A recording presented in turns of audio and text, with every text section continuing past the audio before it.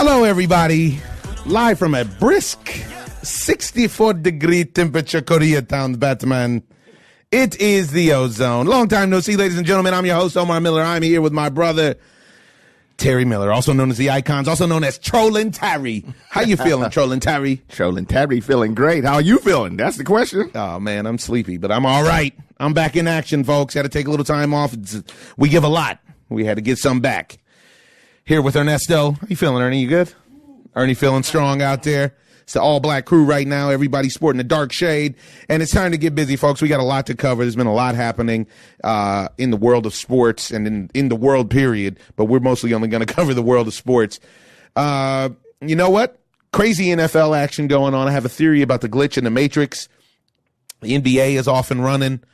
Major League Baseball hot stove is heating up. It's almost time for winter meetings. But you know what? We're in full swing for college football, and I want to talk about it right now. What do you think about college football? Did you see that game this weekend, UCLA, USC? UCLA snuck them out a dub when USC was like, oh, they got them. Yeah, I live over there, and so the Rose Bowl was packed. I'm sloppy on my college football game. Hey, listen, I understand, but CFB. That's okay. We have somebody for D1 CFB. Rah!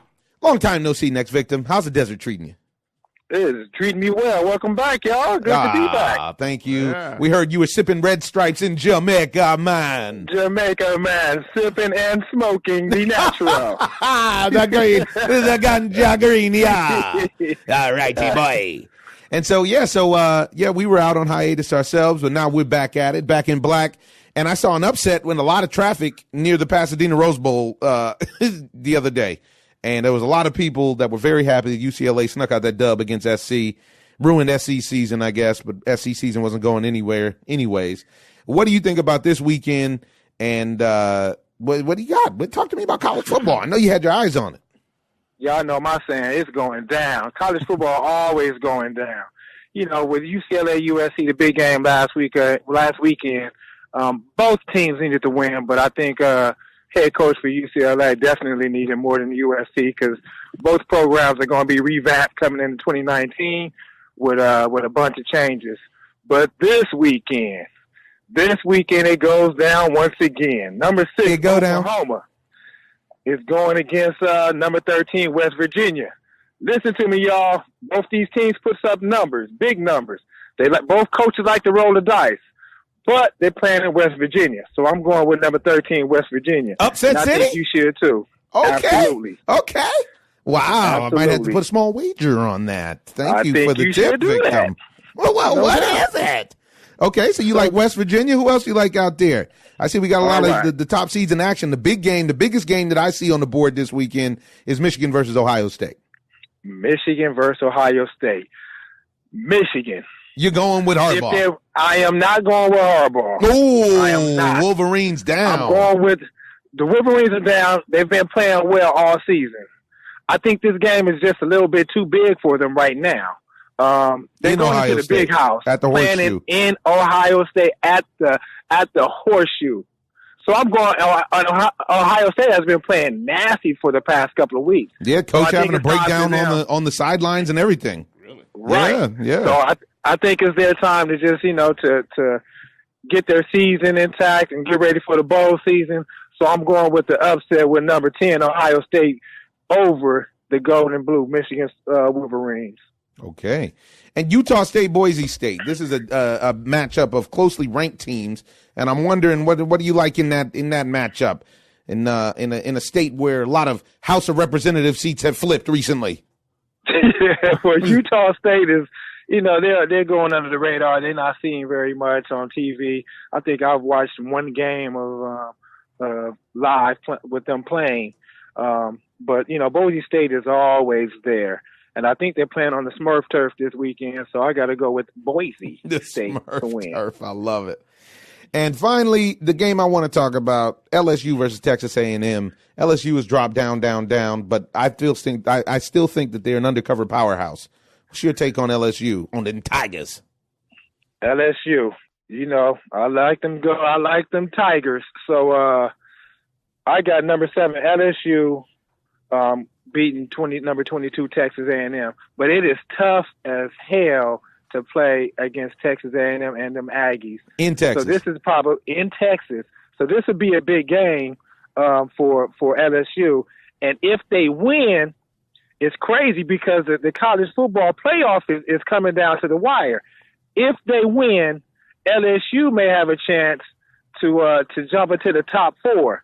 Now let's jump around, because if Ohio State upsets Michigan, that's going to take Michigan out of the number 4 seeding and drop them possibly to number 7, which is crazy because if West Virginia, number 13, beats number 6 Oklahoma, everything is going to be shuffled.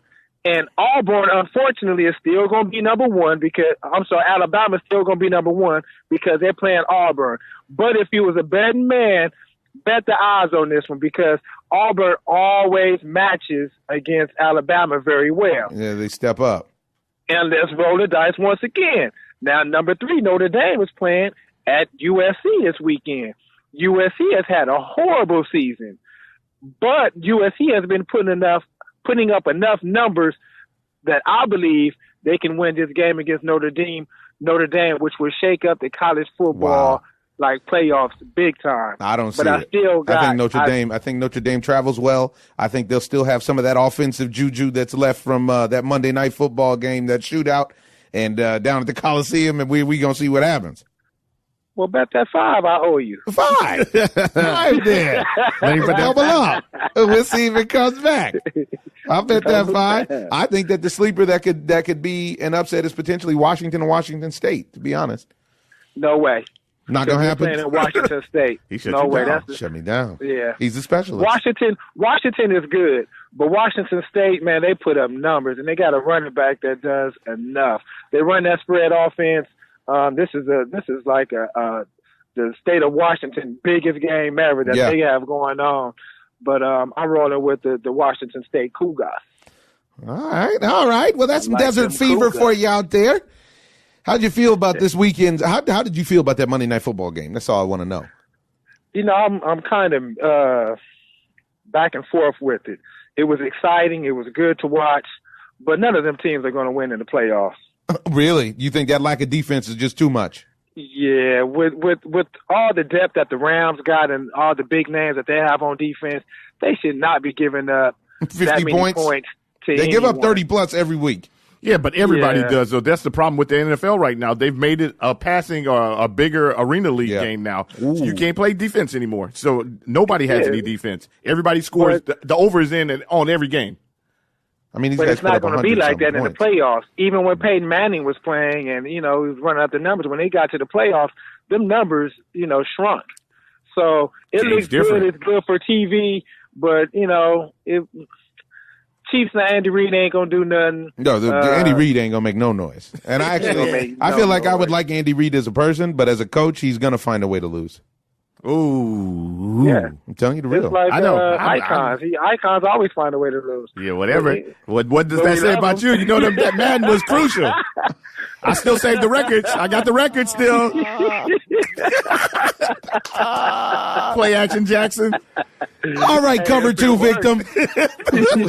That cover 2 got burned on Monday night. It did. I know you're not talking. You can barely get a win. Nah, you must have lost your mind. Like Terry said, he keeps the record. I keep the record. Mr. I like this before high-speed internet, Mr. I pull the plug. Right. The king of pulling the plug. You can't even pull the plug no more because it's Wi-Fi. Right. Well, you was nasty because you always had the plasma. You want to blame it on the plasma TV. That plasma was a nightmare when it first started. That plasma wasn't right. Did not work out right. You couldn't kick. You could. All right, Victor. I'll let you bust up in the desert. You said you want to be a Riddler. Happy Thanksgiving to you, brother. Thank you for the picks, and we'll check back in with you and see how it all turned out. Appreciate y'all. Happy Thanksgiving, OZone. Have a good one. Late. Out. Oh, ladies and gentlemen, you gotta love family and friends of the OZone. Arr, matey. Straight off of the plane from Jamaica to talk about the college football boy. Yeah. Is he a rude boy? I didn't know. He was a rude boy when he was talking about that Madden. He was. He was out of line. That's why I had to shut him down. You don't talk crazy to me. He was out of line. Ladies and gentlemen, the moment we've all been waiting for. The champ is here. The living legend. Mr. Chuck Liddell. What's happening? How you doing, guys? We're doing great, man. I know you're on tour. Oh yeah, I'm having fun. We just actually did an interview with Tito. I mean, I still watching that guy speak. I mean, how is this guy even ever comment on me not being able to complete a sentence? I mean, seriously, this guy. Well, I'm sitting next to him. I mean, I asked him to send me the video because they were telling me how funny I looked. I was going like that. You look like that yesterday at the press conference. You look confused. What did you just say? I mean, he doesn't have a very good grasp of the English language. I don't think he has a good grasp on life right now. Yeah, he's in the darkness. I feel like he's in the wilderness right now. Well, my thing too, like at the press conference, he said that whole thing about, Dave Thomas did this and Antonio McKee did that. Like they're spying on him. Yeah. He said the same thing for Stephen Bonner. He said Dave Terrell, and then I forget who his wrestling coach, Paul Herrera. He said the same thing. He planted him in his camp. They didn't have a falling out. He just went over there because he was spying for Tito. Dude, can you at least come on? If you're trying to get in my head, come up with some original material. Yeah, come up with something original. It's like, first off, you got to remember, I'm not a head case. Right. Yeah. So, So that you're not going to get in my head that way. That doesn't matter. I'm not that guy. And I also think the other side of it is when you've already beat a guy a couple of times, I think that he's trying to get in his own head. Right. He's trying to get out of his head. You know what I mean? More so than you, to be honest. Yeah. He's trying to make himself believe. 100%. From the beginning, I'm like, it made no sense to me. He's selling it as Chuck's over the hill. He's gotten a lot slower and a lot older, so I can beat him now.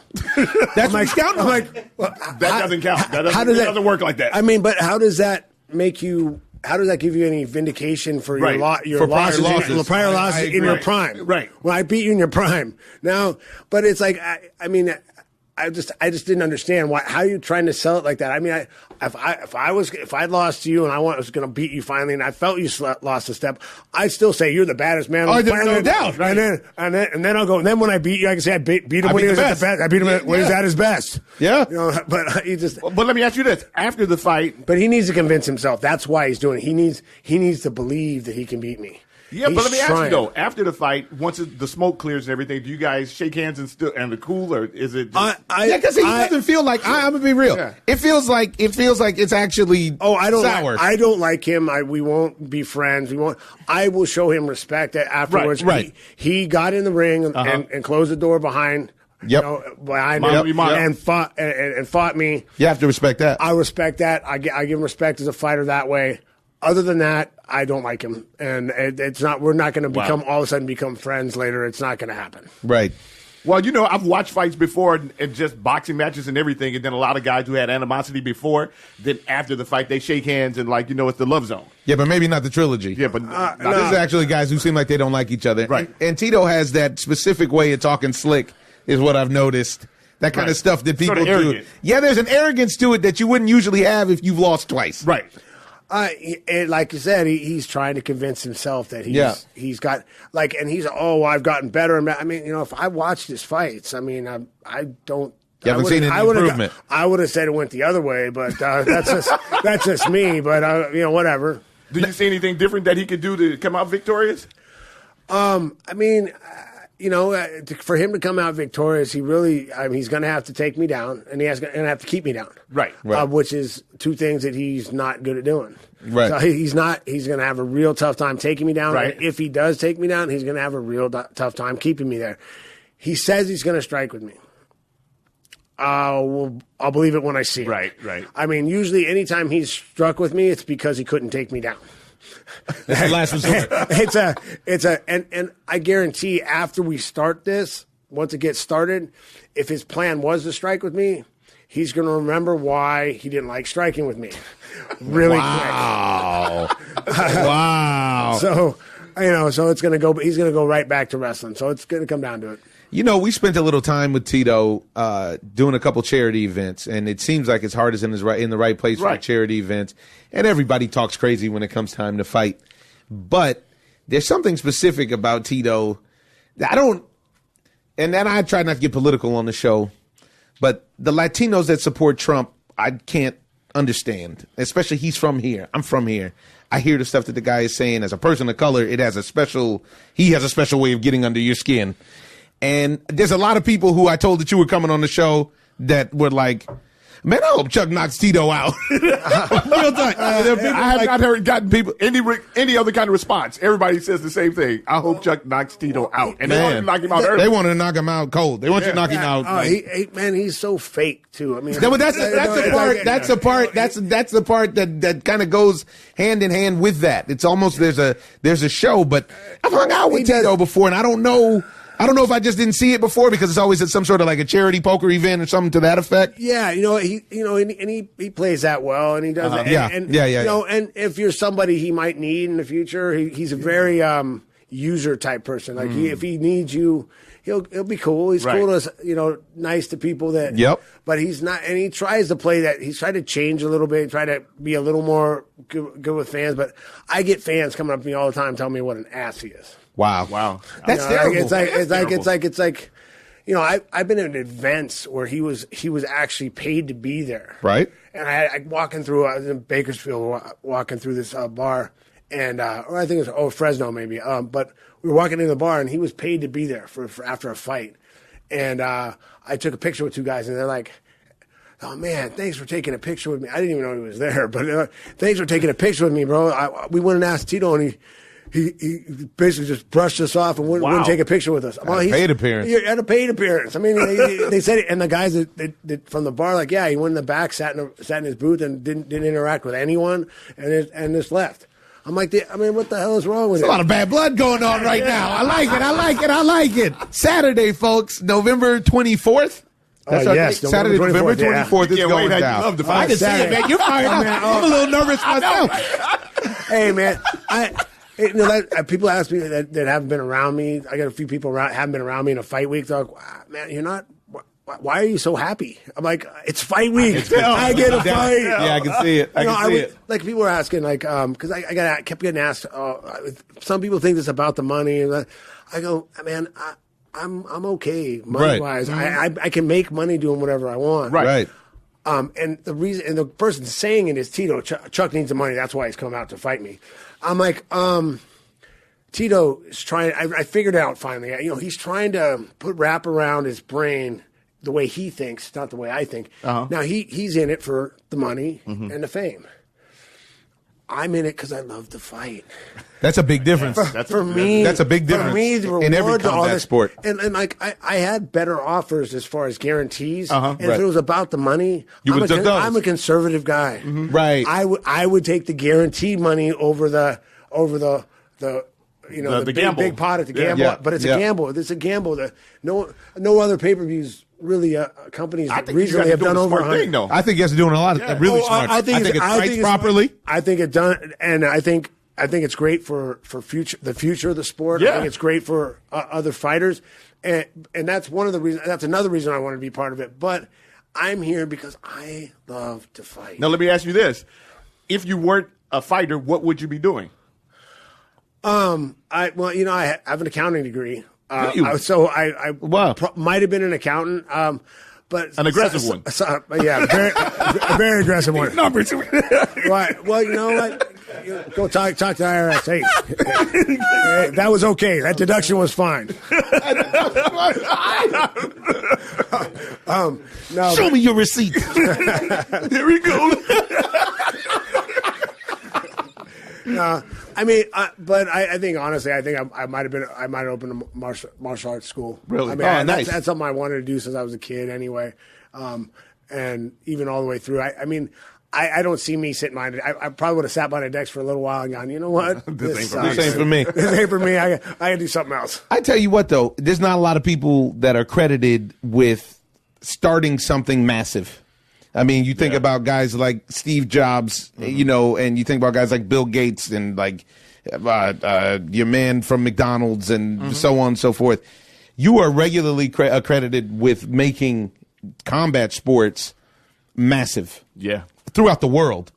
And I mean, it's something that I think you need the credit for because it's cool because I can tell you I was in college when you first started rumbling, at least on the tube and whatnot. Yeah. And I remember when my other brother who lived out in Colorado, he called and he was like, man, they are doing something out here that I have never seen before. They're fighting like in a barn. He said it's like a blood sport kind of deal out here. And then I started to see it, and you were one of the few people. I was more of a boxing fan. You were one of the few people that I knew and I respected because you stayed with it. And honestly, whenever you're the pioneer, you never get the fruits of your labor like you should. You see a guy like a Conor McGregor or something like this, taxing crazy dough, insane money. And I think about it all the time with guys like the ball players. You look at a guy, I remember when Ricky Henderson made $1 million, and it was the biggest thing in the world. You got guys signing for $400 million now.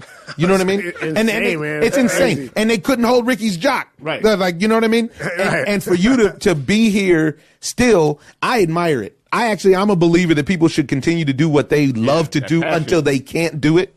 And it's dangerous because you can't play combat sports. You can't play boxing. You can't play, UFC. You guys can't play. So I just wanted to show love, man, because I think it's really admirable. Well, thank you, man. I'm happy to be back. Yeah. I'm so excited to be going out and walking out in the ring one more time and fighting, and hopefully a few more times after that. So yeah, really? Yeah. As long as my body holds up, I'm gonna keep coming. Right. How do you stay in shape? Even when you're not fighting, obviously. Yeah, I've never seen you sloppy. Yeah. No, well, I go to Unbreakable. I seen you. That's my first match with Jay. Yeah, and I work with some of the football players. I do a lot of different things. I work with other fighters. I just stay busy. I stay active. That's all. I like being outdoors. I like doing things that are physical. So staying active all the time helps you stay in shape. Yeah, well, that's what's up. Yeah. And now tell me this: on your resume, you have all of the names on your resume. All of them. And you've beat everybody. And the one thing that I admire that you do and have done is that you've lost and you've come back. There's this myth now in boxing and in combat sports, and this is, I think, where MMA and UFC are actually, and Bellator are way ahead of the game, is that a loss doesn't define a guy. Right. And you have the will and the desire to come back and fight some more. The old adage in boxing is the guy that hasn't lost just hasn't fought enough people yet. Or the right person. Yeah, they're the right person. And you stayed the course. I wanted to know, who was your toughest fight? My toughest fight, that's a real hard one to say. I bet. I've had a lot of great wars with guys. The one guy that I really wanted to get back at, I still want another shot at Rampage. Really? Really? To be honest, it's one of those things. Great fighter, tough guy, caught me. That's one of the guys that I actually was trying to avenge by that loss. The time I brought him over to the UFC, I asked for him. I was trying to avenge all my losses, and at the time I only had 2, so I wanted both those guys. So yeah. Now I got something else that we float over here, and we're trying to start an undercover movement for combat sport athletes. What do you think is the holdup on getting some kind of a union together for combat sports boxers? I train in boxing gyms. When I was shooting in Miami, I used to train down at 5th Street. I train out here. You see guys, world champion guys, walking around, and nobody's there. Nobody can take care of them. Nobody can help them. They run out of dough. As an actor, you're a member of SAG, I'm sure. Yes. You have a pension fund. You have, you have something to look out for you and all the other professional athletes. You guys are generating billions of dollars for a lot of people, and everybody else has this. Why do you think that we can't get this together in combat sports? This gets to be a long discussion. But for me, I think if it's going to stay with this kind of a model, which I think is great for fans, having the UFC be the NFL of mixed martial arts, because I want everybody in the same organization, so they all fight. They get the best guys fighting each other. But like now the other model, the boxing model, where you guys are partners in the fighters are partners. The main guys. Now the thing with those is now you're talking about. The home run's big, but the guys below them don't get paid a whole lot. And they're paying those guys. A lot of people don't know that those guys, the headliner guys, help put together the card, and so they have to determine. Trickle down. Yeah, it's a trickle down. Yeah, and so, there's benefits to both. But if it stays with the UFC being the NFL of it, they really need. Somebody's got to do something. Somebody's got to do something. Because I think you need a pension for these guys. You know, come on, man. Most guys don't have an accounting degree. Right. The guys that have been in there, you know, for 10. I don't know how you. I don't know the logistics of it. I don't know how you. Neither do we. How do you qualify for it? Is it 10 fights? Is it 15 fights? Is it a world championship belt? What is it? What makes you qualify for the pension? Because, you know, in football, it takes, 4.5 years? Yeah. I think baseball kicks in 160 days or something like that. 160 games, days up.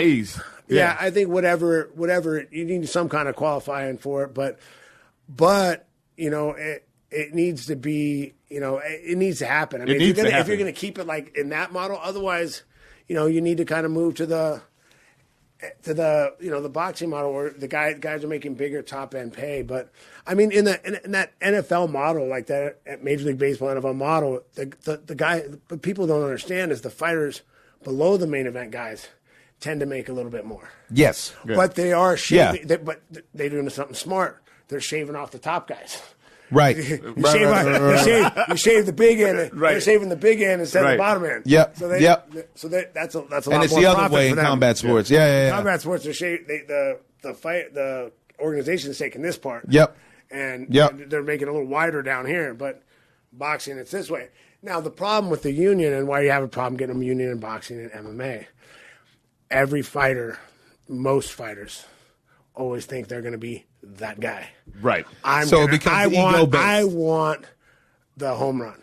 I want the 50 million. I want that. And then I'm good. But even if you get the 50 million, though, why don't they understand that it's enough of the pie for everybody? It's just not. And I'm not talking about everybody walking around getting $500,000 a year for the rest of their life. Right. I'm just talking about basics. I'm talking about medical. Yeah, so the guys medical more than anything. Well, yeah, and that when I'm talking about a pension, I'm not worried about. I'm talking about like. If you fought enough time, you put your time in, whatever that. You should get a base salary for the rest of the base salary, not something that you can live on. Yeah, no, for sure. A living wage. I agree. A living wage, and then you know, after that, you know, you guys, if you want to work, you can make more money. And do for sure. You want. But you should be able. Yeah, I want them to be. You know, if you're in that. You know, you're in that amount of time. You put in that time. They earned a lot of money off you. These guys are making crazy dough. So you know, you should be taken care of. You know, I'd like to see those guys taken care of. Now, don't get me wrong. Like, if you fought a few times here and there, no, it's not the same. You know, no, that's why the logistics are asking qualifiers. Because right now it's like college basketball or college football. They got a bunch of guys who they aren't paying, right? Who are making the NCAA is making billions of dollars off of, and you break your leg, you just broke your leg. Good luck with the rest of that scholarship. You know, but now this is when you're talking about the fighters. I've seen too many guys that I grew up watching, admiring, and go to the gym and they're there working out. Obviously, they're going to work out. Athletes are always going to work out, but they're working out, and you know, because they have to. And it's just sad because you guys are heroes, man. You're a role model. You're a hero, and that's one of the things I appreciate. You take that seriously. You know what I mean? You don't. People can be solid about saying they support Chuck Liddell. Right. I like that. Right. You're a guy that they can look up to. Yeah, thank you, man. We take that seriously because we grew up in a big family with a lot of boys, and our father was very serious about that, of how you conduct yourself, how you carry yourself, especially in the public. Oh yeah, nobody's a Boy Scout, but you know a lot of these things. I mean, no, I'm not trying to be Mr. Clean. No, it's not about that. It's not about that. You're a real person. Yeah. But you know, there's like other the stuff with these. Pre-fights of the stuff that's going on nowadays. Forget about it. I mean, are you out of your mind? Like, there's lines you just don't cross. And there's no lines now. Look at like when after DC wanted to beat Stipe, it was what's his name? Brock Lesnar got in the ring. Yep. And he went over and pushed him like that. Yeah. What are you doing? I let you get in the ring. Right. To talk. So yeah. We have an unwritten rule. Unwritten rule. You don't touch me. Right. Okay. I just got done fighting. And I'm totally against fighting in the ring outside of the ring and do that stuff. But if someone did that to my guy, you're ready to go. It's on right there. I mean, I would have started swinging. Right there, and I wouldn't have been happy about it. But there's no way I'm letting my boy get attacked after a fight. And he should have got suspended for that. He should have got fined for that. See, but this is another problem. He should have got suspended. Should have got fined. He should have got charged. But there's no rule governing board. That's it. This is the problem. No governing board. It's a free for all right now. It's like the Wild Wild West, pretty much. But it's too deep, in my opinion. It's too long into the game to still be the Wild Wild West. It's been around now. It's organized now Do you think it's the promoting thing? Well, the California State Athletic Commission's there. I mean, not California. I mean, Nevada State Athletic Commission was there, and he went in. He's in the ring doing. I mean, it's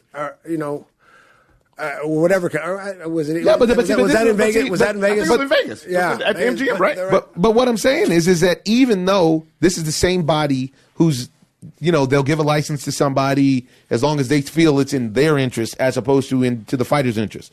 We need a separate entity. Yeah, there needs to be a separate entity that covers this. Yeah. It doesn't have a horse. We can't count on them for that. Yeah, in my opinion, this is the same body. Have all the lines that are being crossed, and there's no kind of guidelines or whatever, the unwritten rules, because nobody's following them. This is that new generation of these young guys and everything else that coming in that feel like they can say whatever they want to say, that there's no repercussions, they can do whatever they want to do. Yeah, and I just think there's always been like I don't mind guys promoting fights and doing stuff, but of course, jump in the ring. Let's get it. Let's talk some smack the whole night. Yeah, it's all good, but there's got to be some lines. You can't put your hands on nobody. It's like don't touch me. Yeah, right. These guys bumping guys' heads, and and just another one with DC too was when John Jones, he comes in and bumps him with the head and he pushed him, and they find DC too. I'm all why'd you find DC? Because but I mean, I think a push when a guy headbutts you, it's a legitimate response. It's an instinctive response. Instinctive, legitimate response, and not your fault. Right. You have to make that response. That has to happen. Otherwise, you're literally just getting punked. And then John punched him, and I know John was trying to punk him because I had a conversation with him about a month before that in New York about how I couldn't believe how these guys are letting people bump their heads and do this stuff, and I'm like, and he did it on purpose. Man, if you bump my head like that, it is on. And he took that, and he was like, you know what? And he decided to do that. He's like, I'm going to give this a go and see what this does. It worked. And it worked. Well, there was a lot working for him. Right. It wasn't just that. There was a lot working in Johnny Bone Jones' favor. That was not up to code, if you will. Very disappointed in my man for that.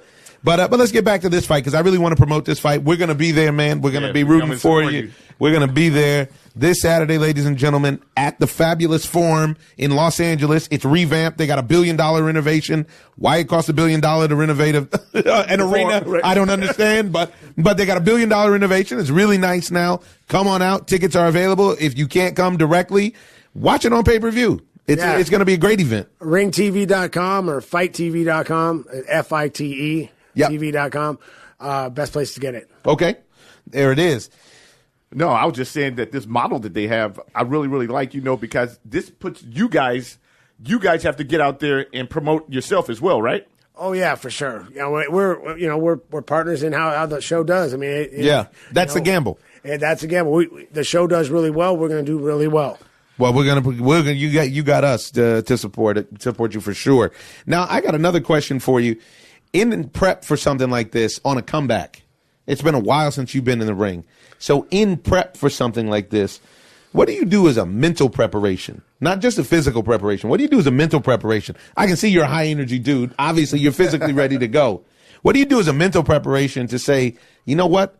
I got to let that animal back out. I have to, obviously you can't walk around like that in public. It's dangerous. You know what I mean? Right. What's the thing here? The good thing about me is I'm really kind of, I love fighting. I love that. And it's always been more of a calculated, it's almost like, I'm a cold, to make kind of a pun, but I'm a cold-blooded killer out there. Like I don't have to be mad. I don't have to be angry. I am really trying to hurt you. You don't have to not like the guy, right? I'm really trying to hurt you, but in a very relaxed, calm way, disciplined way. Like it's a calm way. It's not. I don't get emotional. I think emotion clouds judgment. So I am out there trying to really hurt you without. It's like without losing your head. Without losing my head, and I don't get excited as far as my heart rate doesn't go up from just being mad at you or I'm the only thing getting my heart rate up is the activity that I'm doing. Right. So you literally slow the fight down, and then in your eyes, the fight is a lot slower than the way that we see it, pretty much, huh? Yeah. I slow it down, and I'm kind of seeing where I can set up. I'm trying to throw something. I'm trying to figure out what he does when I do that, so that if I do this, he does that, so I can just make it look like I'm going to do that and do something else. Right. Do you look at a lot of video footage of the fighters before you fight them? Yes, I do. I scout guys for sure. I mean, I like to see tendencies because there's certain things. Creatures of habit. That's what we do. But the thing is fighters react to other fighters differently. But there's certain things where I can see, okay, when he did this, he does this. When he did that, he does this. So I'm going to try that once to see what happens. Right. Oh, okay. That's how he's going to react that way again. Boom. And now I got it. Right. And I can go out and take those little things. So I usually have usually add about 2 or 3 things for people. And then from scouting, I also I've been fighting for long time. 30. I've been training for 30 years plus. So I have a lot of tools in my toolbox. You got them. Yeah. So I take things out, and for certain fighters, I take this out, take that out, using this. I got certain things I'm planning on using, and I usually add some things. I'll add a few. Hey, this combination looks like it'll work real great with that guy. Let me try that. Because of his height, or because of how he moves, or because of whatever what he wants, what he's like. What he's looking to get. Like Tito's looking for a take. I know he's looking for a takedown. He's right. And it's not a secret. Like I said, it's not a secret. Even if he isn't, he's going to start looking for one right away. I promise. He's not going to stand. It just can't stand. That's not his strength of the fight. Yeah, that's not where he's strong. He's not.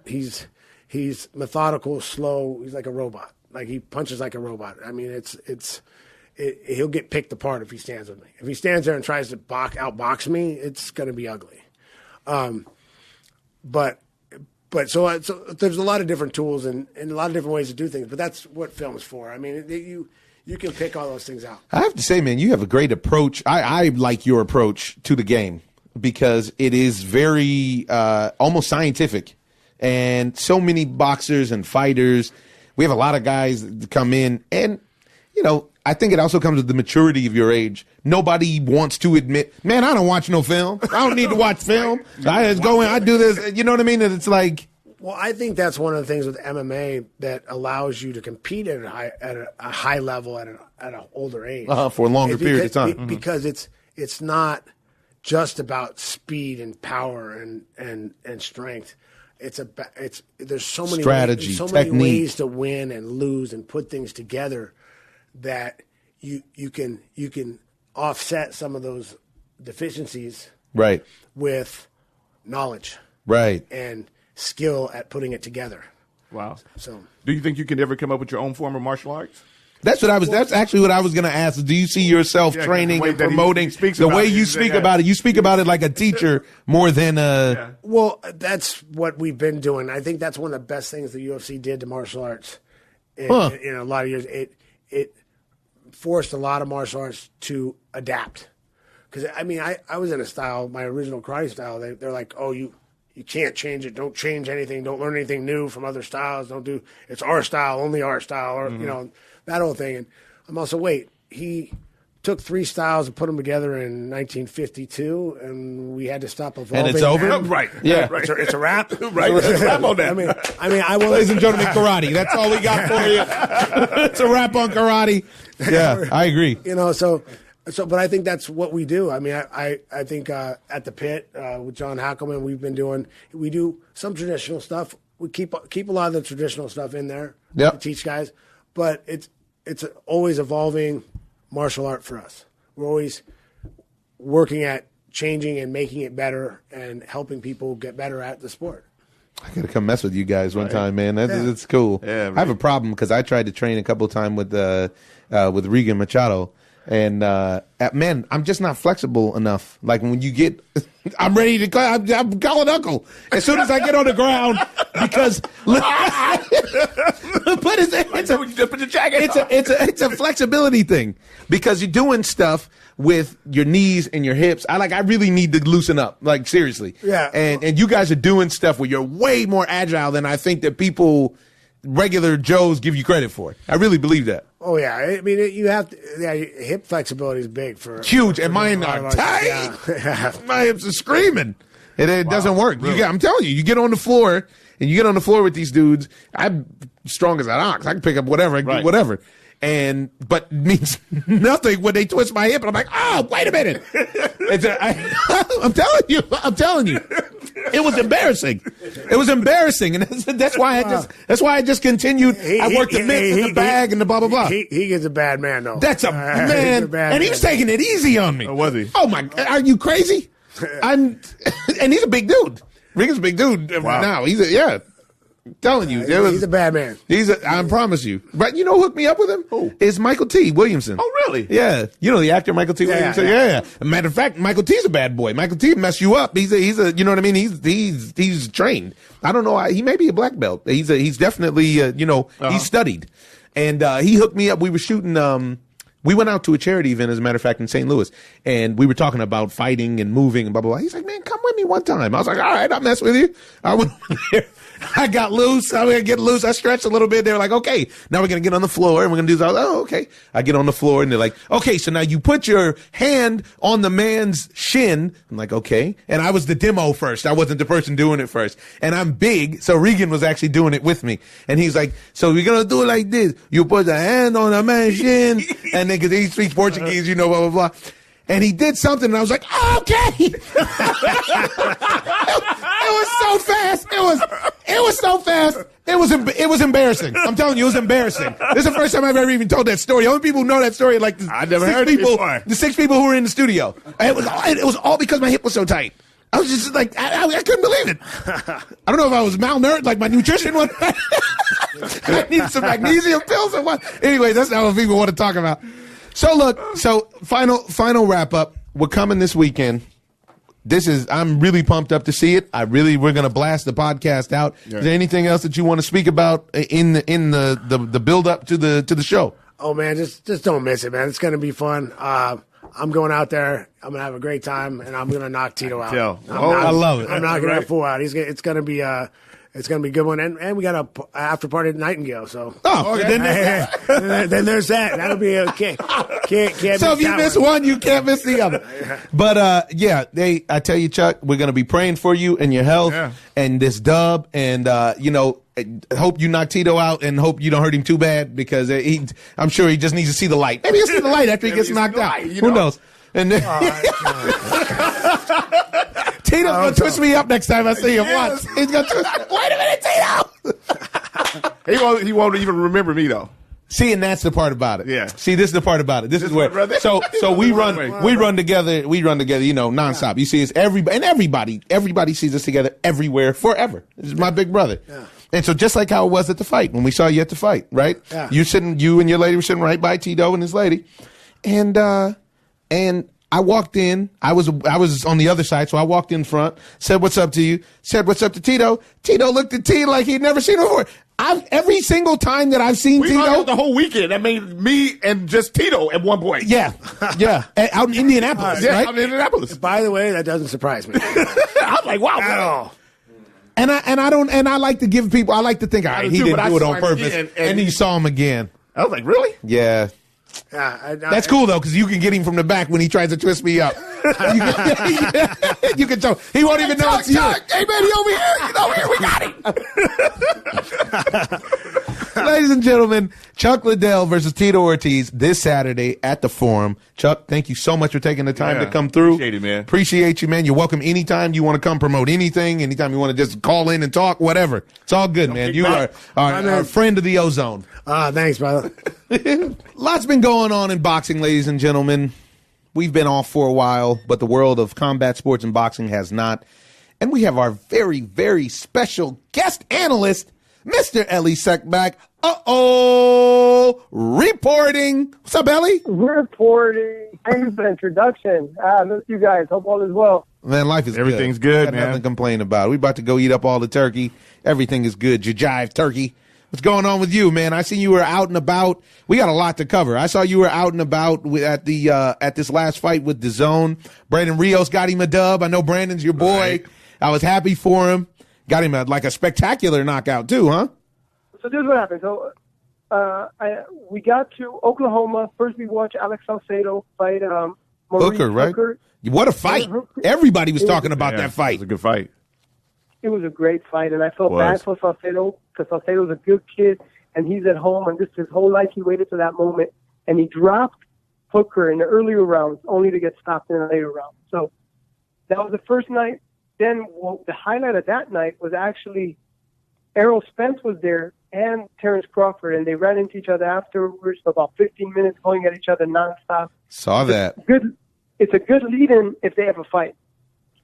It is a good lead-in if they ever fight. I was telling T that if Errol Spence ever gets to the point where he can talk as well as he can box, because he's a great boxer, he's a great fighter, but he's, all of these guys talk crazy. Keith Thurman talks crazy to him. Terrence Crawford talks crazy to him. And you can tell Earl just he's not a talker like that, And honestly, I really want them to the fight. But for right now, the fight that got announced that is popping is Earl Smith and Mikey Garcia.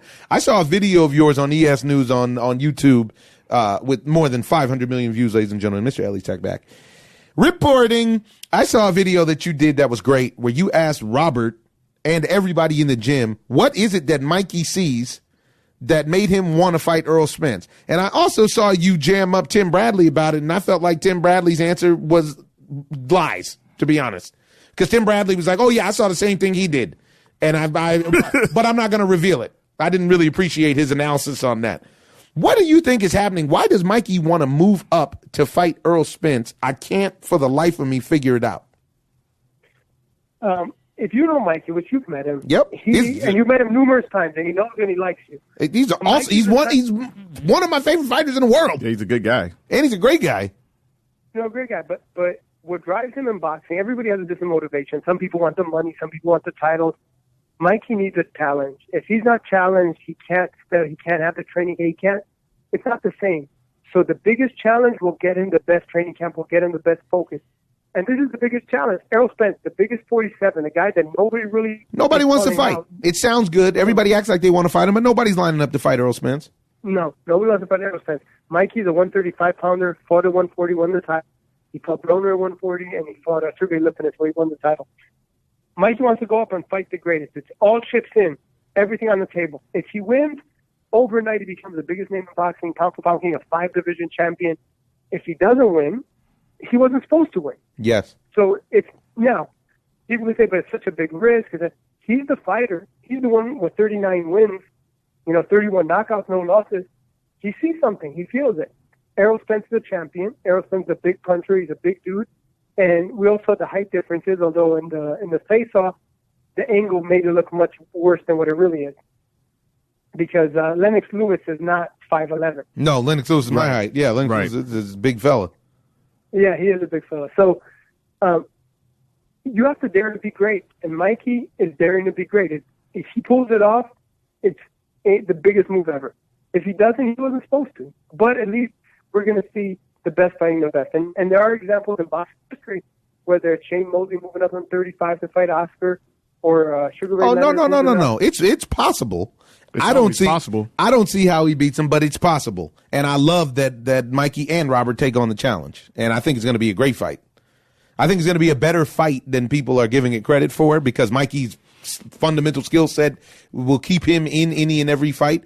But what Earl Spence brings to the table is he's going to be the bigger, better boxer at this point, and he's a stronger fighter, and physically, physically, and he's a better athlete. But I think that's his number one thing that he has over Mikey. It's just that he's a better athlete. But Mikey is fundamentally sound, which and is he has more. I think he has more ring experience in big time situations. All right, so we got that to cover. A fight that I don't feel like I'm hearing enough about is this Wilder-Tyson Fury fight coming up in just over a week and a half at the Staples Center. Why do you think this fight isn't getting the crazy pub that normally the big boys bring to the table? There are a few reasons for that, and I agree with you. The reason is Tyson Fury was off. He lost his titles. He had a suspension for cocaine use. When you take them, and he came back with 2 very shake-up tune-ups. It wasn't that he came back and he knocked guys out of the ring and knocked them through the ropes. The first one was kind of like a weird stoppage, and the second one was kind of like, it was iffy. Boxing fans, as much as they love their fighters, they're very, very flaky. We love you when you win, but if you lose your titles, you don't look incredible, we're going to ignore you. So now, if Fury beats Wilder, which I don't think happens, all his bandwagon will be full again, and he'll be the king of boxing, right?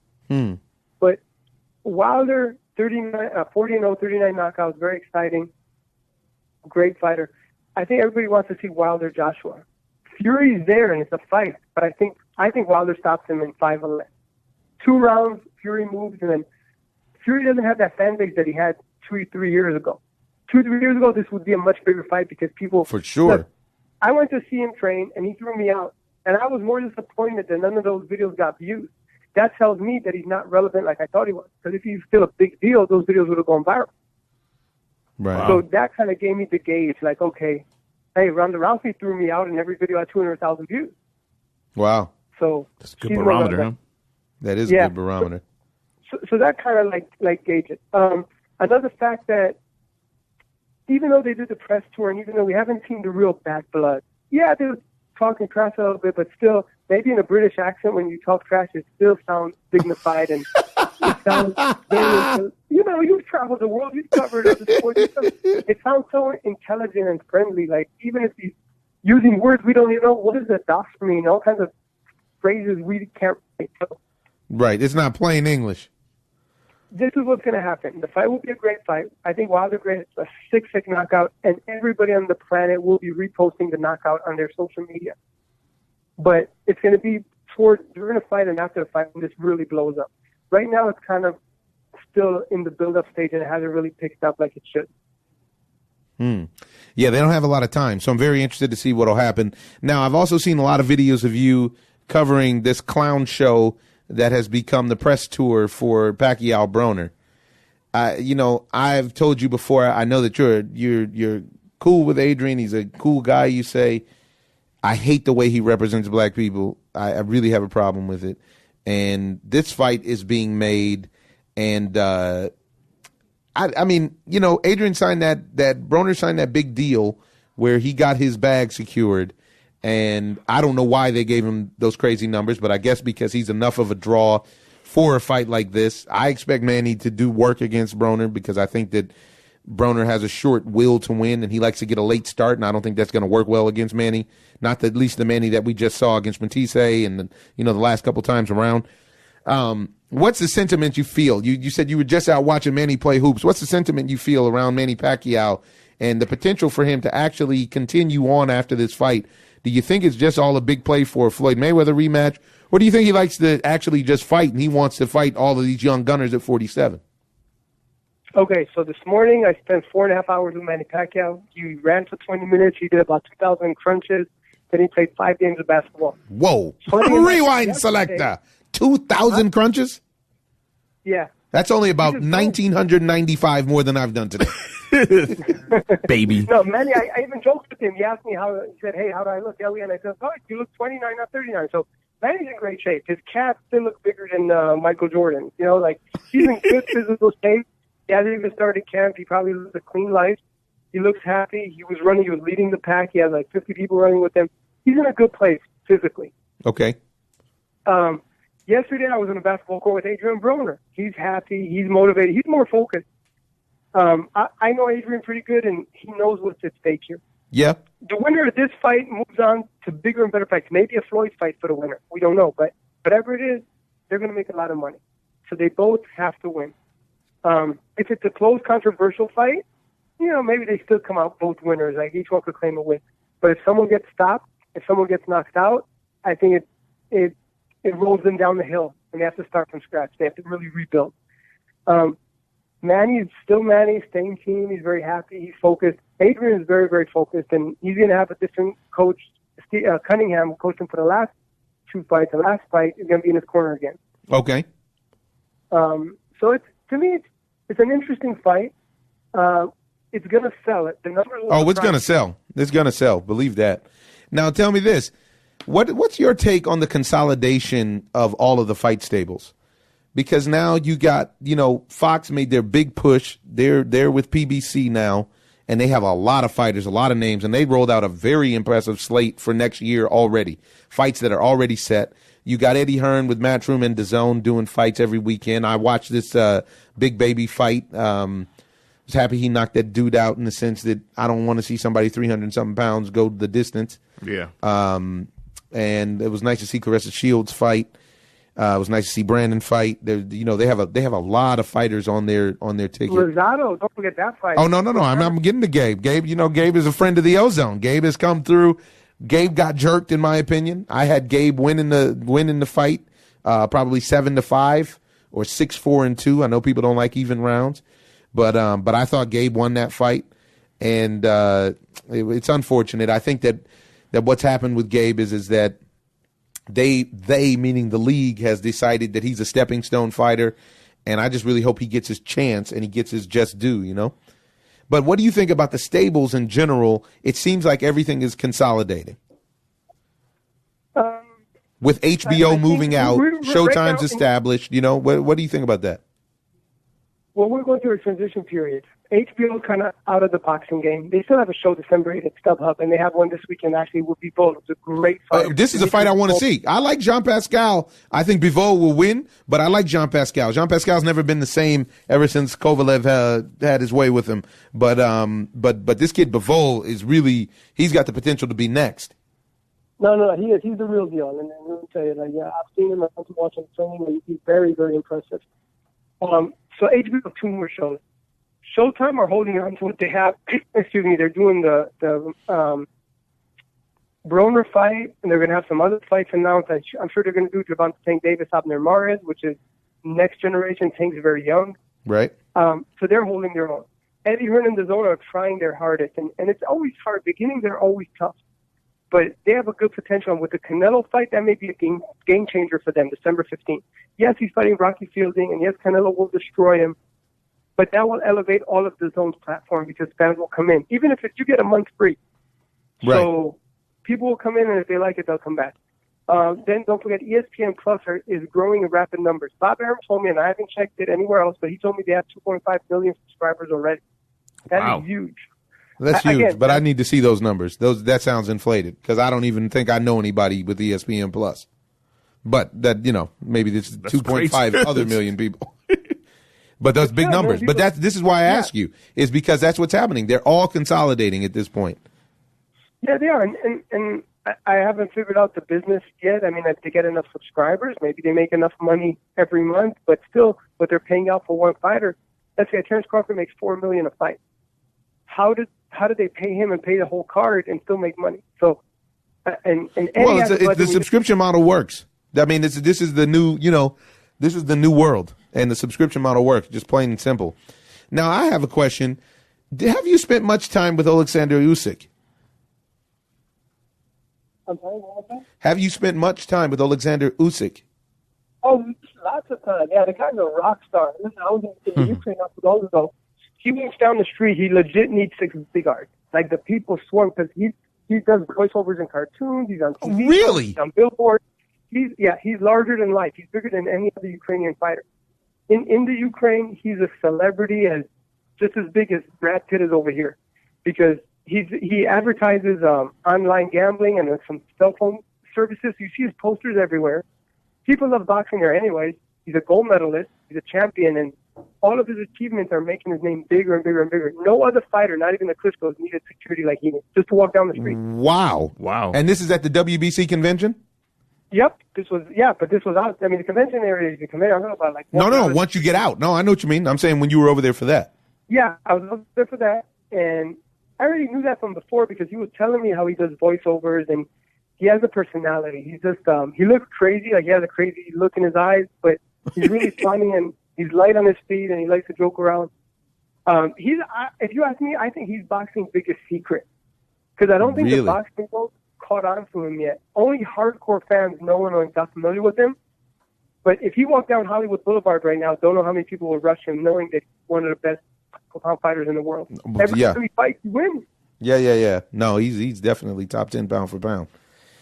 All right, Ellie. Well, we just had a great interview with Chuck Liddell, and we're running long on time talking about him and Tito. He's 49 years old. Tito's, I think, 46? 43. 43. Yeah, Tito's 42, 43. He says, I'm going to knock him off for the third time. Tito says, I'm going to knock him out. It's an interesting fight. Actually, to me, it's very interesting. They're doing Golden Boy boxing, which is Oscar wanted to do years ago, but unfortunately the card fell apart where one of the fighters failed the drug test. They were going to do something with Affliction.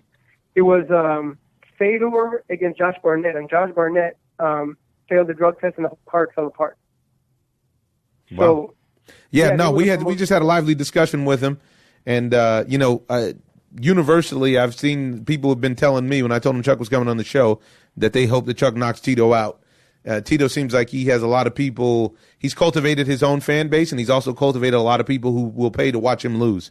I hope it's a good show, I'll tell you something about Tito. He told me, I don't know if anybody knows this, he told me that he has the record for the most blocked people on Instagram and Twitter. He's blocked over 10,000 people. Jeez. I told him, I asked him, you the Kemba Mutombo of Twitter. No. Yeah, you guys get it. Nobody else got it. When I said that, they were like, what are you talking about, Ellie? I'm like, never mind. He just blocked. You remember the commercial where someone wanted to put cereal in his cart and he hit the cereal, and then it went in and he just... So, oh, my goodness. He's blocked. Personally, this is what I think. I think when the UFC, and this is my opinion, when the UFC was bought out for $4 billion, they should have given each of the veteran guys that made the UFC what it is today like $1 million as a bonus.